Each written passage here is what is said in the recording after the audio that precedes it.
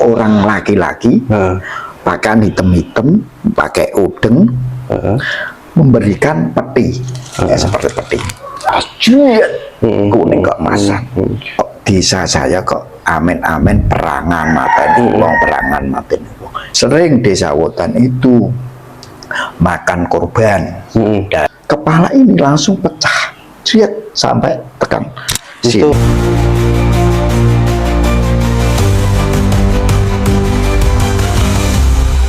Assalamualaikum warahmatullahi wabarakatuh. Rahayu, Sagung Dumadi. Rahayu. Saya bertemu dengan Bapak Haji Saroni. Bapak Haji Raden Saroni, gitu. Bertempat di Desa Wotan, Sukolilopati. Jadi Pak Haji ini nguri-nguri leluhur, dan juga sering saya sharing dengan beliau tentang perjalanan hidup dan pengalaman hidup yang mungkin beliau lebih mengetahui tatanan hidup yang harus dilalui, gitu. Assalamualaikum Mbak Haji. Assalamualaikum warahmatullahi wabarakatuh. Jadi niat dan tujuannya saya kesini itu, satu, silaturahim, lama nggak ketemu. Yang kedua adalah yang suka weruh, tatanan dimana jenengan itu seorang haji, dia sudah berkecukupan, kok isih nguri-nguri makam, gitu. Apakah ada perintah atau jenengan didatangi apa, atau memang jenengan ini kehendak hati, ngoten. Nah, kalau nggak salah kan jenengan pernah cerita bahwa di Desa Wotan ini dulu kan desa yang sangat menakutkan, dalam arti ngeten nih, dulu kan berita di TV nasional sampai berita perang Wotan dan sebagainya itu. Mohon nanti diceritakan, siapa tahu bisa menjadi pembelajaran kami anak-anak muda, bisa membuat pelajaran hidup, gitu ya. Monggo. Ya, terima kasih Mas Oko. Assalamualaikum warahmatullahi wabarakatuh. Waalaikumsalam warahmatullahi wabarakatuh. Saya mengenalkan yaitu saya Haji Raden Saroni, alamat Wotan, Sukolilopati. Ya, sebelumnya saya mengutarakan apa yang kami utarakan. Saya sebelumnya minta maaf yang sebesar-besarnya.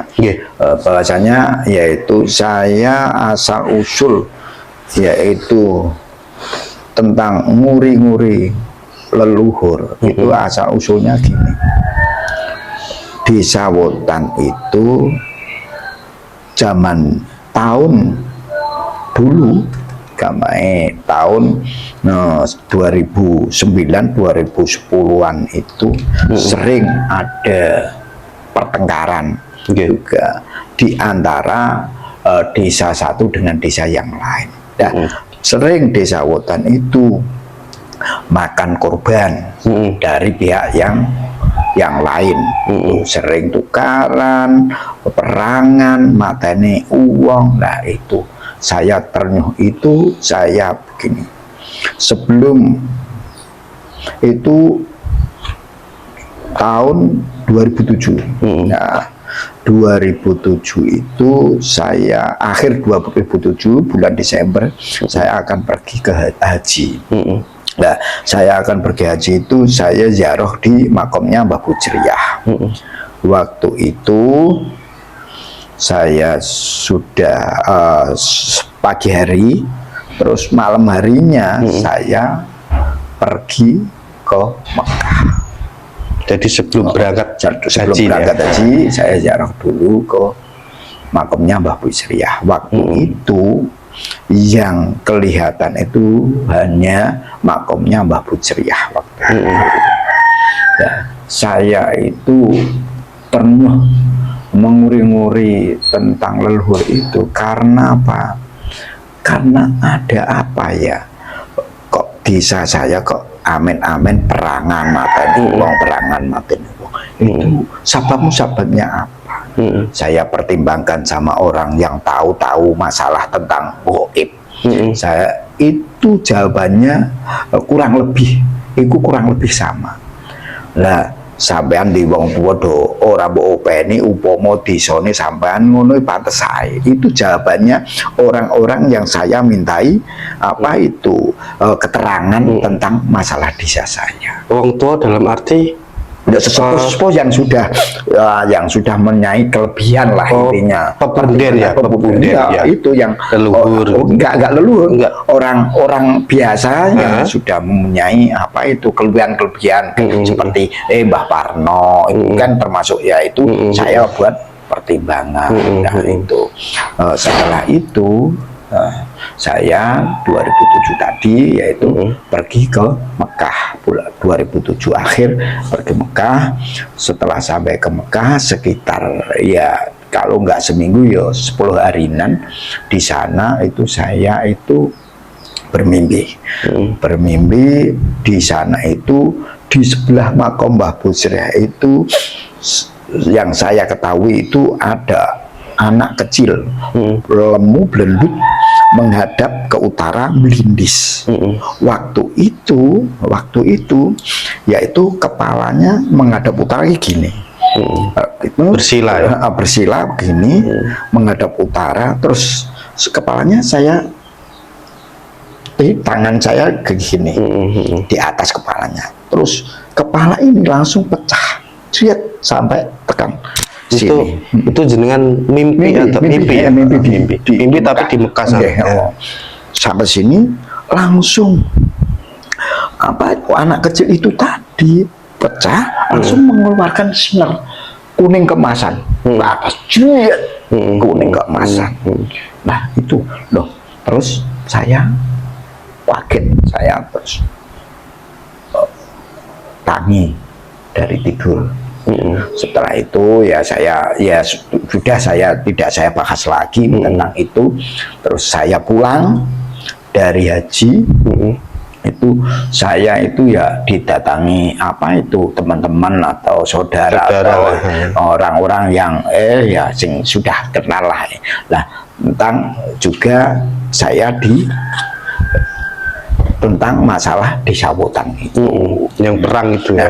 Nah terus Nyai Ageng Wotan di sono kan itu masih simpang siur. Nah itu saya ditanya itu ya ada di Loram, ada yang menanyakan di Loram. Padahal Nyai Ageng Wotan itu orang putri, Nek Loram itu orang laki-laki. Berarti sementara itu ya menurut saya ya tidak itu saya kan gitu. Tapi sedikit demi sedikit perjalanan setiap malam Jumat saya ziarah Mbah Bujriah. Setiap Jumat saya ziarah Mbah Bujriah, terus keliling desa ya, setiap itu keliling desa Towarusan setiap malam Jumat. Pas sekitar ya tahun 2008 akhiran itu saya keliling desa itu saya menuju sampai ke pojokan itu, pojok desa itu di sebelah utara jembatan Kulon Kali itu. Di situ dulunya ada gubuknya. Saya sama Giono, sama Giono. Jagong-jagong di situ jam 1, setengah 2, jam 12 itu jagongnya saya di situ. Setelah keliling saya jagong di situ. Nah di tempat itu, di pojokan itu, selepan itu ada sinar yang keluar waktu itu. Waktu pas saya jagong-jagong itu teman saya ada sinar yang keluar gitu. Nah terus itu menurut orang tua itu di pojokan selepan itu adalah itu tempatnya atau rumahnya Nyai Ageng Wotan. Nah gitu. Bareng setelah sedikit saya mengetahui tentang itu, saya ziarah ke makamnya Mbah Yudi Malangan. Nah, waktu selesai ziarah Mbah Yudi Malangan. Maghrib saya mariban di Masjid Kekal Sewu nih. Itu Iya, Kal Sewu. Kal Sewu. Setelah itu selesai sholat maghrib, terus yang imami itu saya kenal, Pak Fakhrul Rozi kenal. Terus saya tanyai, Pak Lurah Nyun Sewu, waktu itu Pak Lurah, Pak Lurah Nyun Sewu, yang mriki nek sing cara jaimbangan tentang masalah tiang pecah niku sinten. Nah, kula kan tanggep nggih. Oh, sampean niku yo niku Pak Sapuan kan. Oh, Pak Sapuan saya sudah kenal juga. Terus saya langsung ke rumah Bapak Sapuan. Nah, setelah saya rumah Pak Sapuan, Pak Nyun Sewu, kula niki kok ketingali kok. Cara kepengin nguri-nguri tiang sepuh niku saya pripun kula imbahan kalih jenengan. Niki ngen kula niku wonten tiang sepuh, tapi sementara niki tiang sepuh dereng wonten sing ngopeni. Lah niki pripun nek menurut jenengan? Ya yo ngene kanggo nek sampean kok anu kok yo anu aku olmahi sing nggone iku, sing nggone petilasan iku, coba engko tak tekonane, engko nek menawa gelem engko jawabane piye, bae kan. Nah, waktu itu terus saya pulang malam Jumat itu pas itu malam Jumat. Nah, pulang ambil lemah di situ, saya taruh di rumah, terus paginya saya langsung ke Pak Sapuan lagi untuk itu ya ngasih memberikan lemah itu tadi. Ya. Setelah itu Bapak Sapuan wis iku rasah nganu berkae dek bengi wis tak takoni. Mbah wis tak takoni gelem jawab. Mbah, ya jawabane cara tekonane Pak Sapuan, Mbah jeneng anak putune jenengan kepengin nguri-nguri utawa khidmah maring jenengan. Jenengan kersa napa mboten, Mbah? Nah niku pertanyaane Pak Sapuan. Lah, mbahnya Gemutan itu menjawab, yo nek upama anak putuku ijeh gelem khidmah atau ngopeni karo aku matur nuwun. Itu jawabannya Nyai Gemutan. Lah namanya jenengan sinten, Mbah? Pak Sapuan tanya lagi, nek masalah jenengan iku rasa mbok takono, engko anak putuku ngerti dhewe. Oh ngoten, Mbah. Oh nggih. Itu hasil percakapan Pak Sapuan dengan saya. Dengan karo Nyai Gemutan. Terus Pak Sapuan saya pas sampai ke sana diceritani seperti itu. Jadi percakapan secara goib ya itu. Lalu terus saya pulang. Lah belum pulang dulu, tapi terus saya diberi amalan waktu itu. Kon ngamalno seminggu di tempat itu. Di tempat dengan pas selepan itu ya. Ada gubuknya tadi ya. Enggak, di pojokan selepan. Pojokan desa itu. Iya. Itu. Setelah itu saya seminggu pertama kali yang membuka adalah Pak Yai Sapuan itu. Saya parani, saya ajak ke situ. Penutupan 1 minggu, 1 minggu itu, terus Pak Sapuan juga saya jemput lagi. Nah, dalam waktu 1 minggu wiridan di situ atau cara mujadan di situ, yang pertama kali itu di antara gamai sekitar mendapat 3 hari 4 hari. Nah, itu nyonya saya itu bermimpi. Kelihatannya mimpi neng kakaknya itu nggak mimpi, kok roh welo-welo. Nyonya saya itu didatangi orang tua, pakai caping dan sama gendong dunang waktu itu ya. Nah terus nyonya saya tanya sama Mbah itu, Mbah Putri itu tadi, Mbah jenengan mau badhe pripun, Mbah? Duk, ini jawaban ini tanya jawab antaranya istri saya sama sosok itu tadi. Duk, aku kepengen melok bojomu, Bu. Lah piye, Nduk? Nek ora bojomu sapa engko sing ngaku ngrumati, Nduk? Nah, itu jawabannya baik. Nah, lanjut terus garwa saya menjawab lagi. Nah, jenengan derek Mbah. Nah, itu jawabannya itu pertanyaannya jawabannya istri saya. Gitu. Setelah itu terus malam yang ke-6, malam yang ke-6 itu mbah itu datang lagi, ya bawa caping, baduna. Terus langsung dia itu pertama kali duduk langsung di dapur. Berarti tidak mimpi lagi nih ya? Enggak mimpi. Di dapur, delok dapur, terus langsung delok di kamar. Nah, terus bareng gitu dia terus memang di situ katanya istri saya itu mimpi yang kedua. Kalau mimpi neng setengah melek, setengah tidur lah. Iya, Pak, paham. Terus terakhir malam terakhir jenengan kan saya motong 2 ayam untuk banjaan di situ karena undang warga sekitar. Nah, terus gitu kan saya datang Pak Sapuan juga. Terus di situ saya sudah banjaan dan selesai. Istri saya itu ya setengah sadar itu tadi.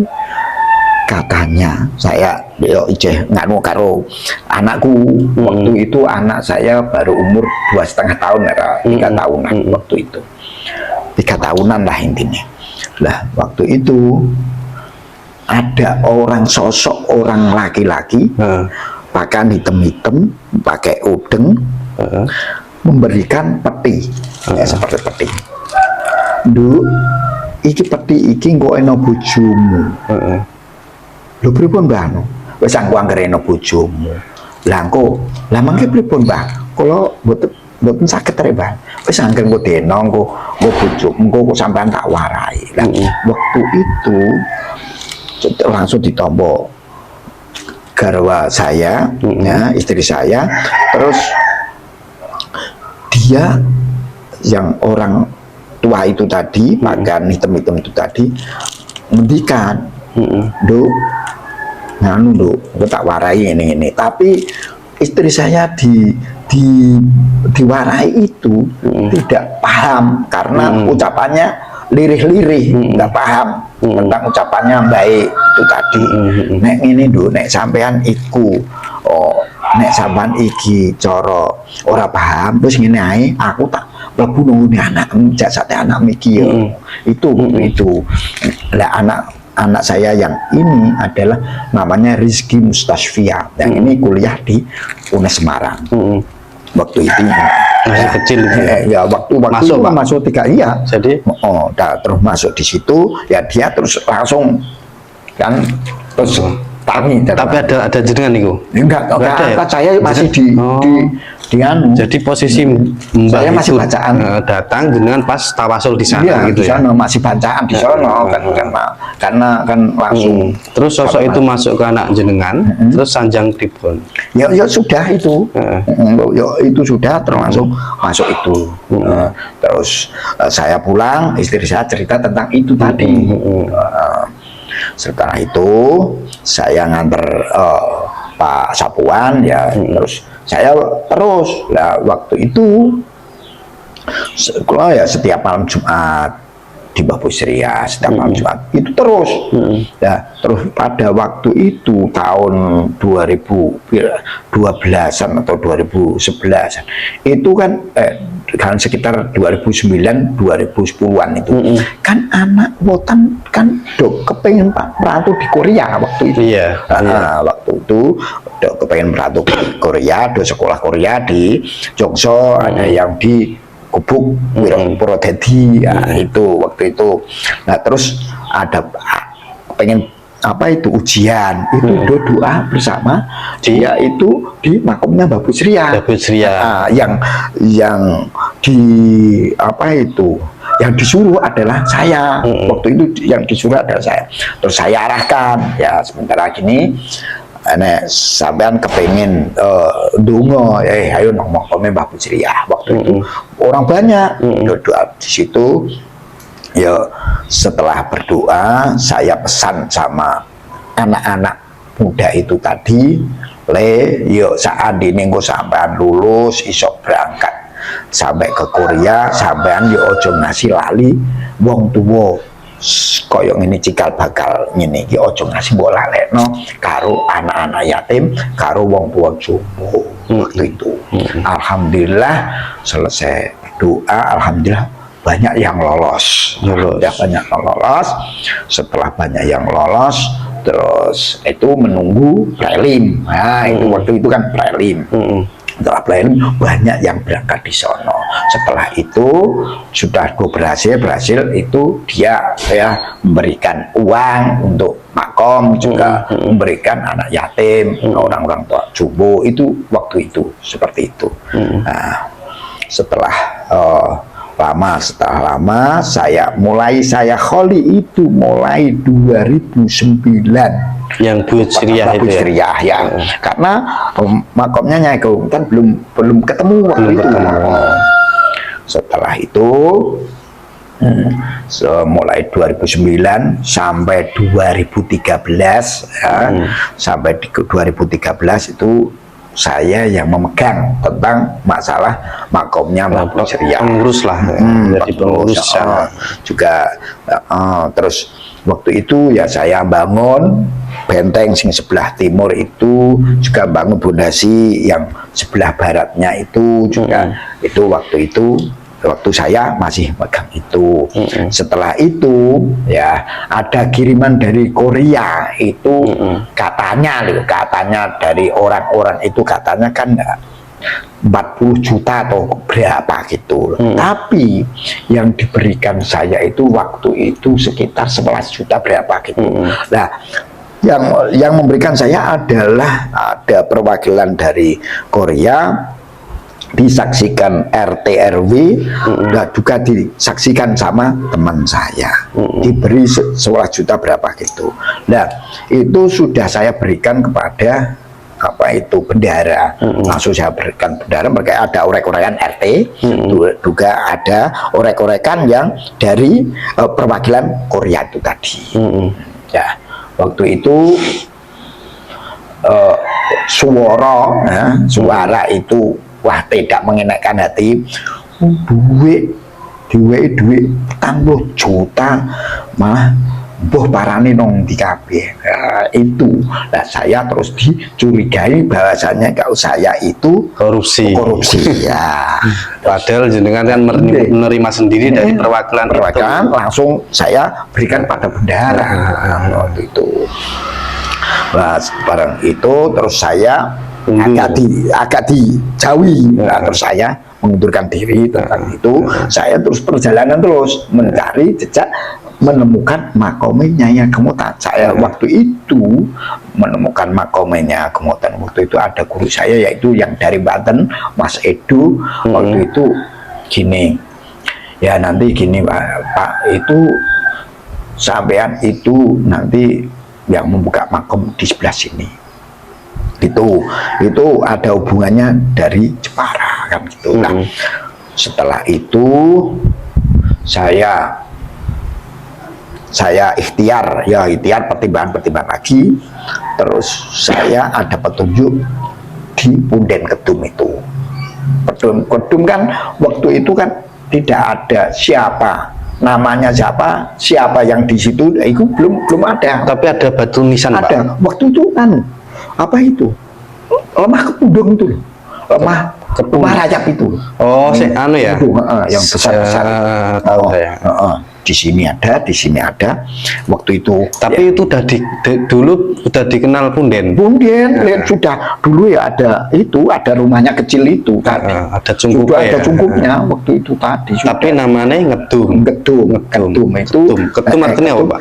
Dundung Bati. Waktu itu ada cerita orang dari Sukowati itu dagang suroh, dagang suroh, terutama suroh. Itu sampai situ kan ada melip-melip. Sebelah itu kan laut, sebelah Punden itu laut. Dulu ya. Dulu laut. Ini pelabuhan sampai Prawoto. Hutan pelabuhan. Nah, melihat di Punden itu ada kelip-kelip. Nah, terus kelip-kelip itu terus orang Sukowati itu tadi mengucapkan gini, ya semoga-moga laris dagang aku, nek aku laris, aku duduk badi nok kene. Nah, terus dagang terus sampai situ, terus do ziarah tembriku sing orang Sukawati itu, terus dia bacaan di situ, terus dundung batinya juga di situ. Itu dinamakan kedung. Kedung berarti dundung bati. ya.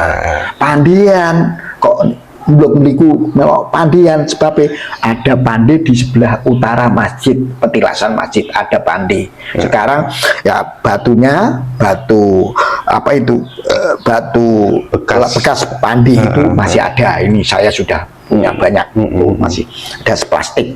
Terus jenengan setelah balik lagi Pak ya, jadi jenengan setelah dijauhi dengan di Buyut Ceria, jenengan fokus di Punden Ngedung ini.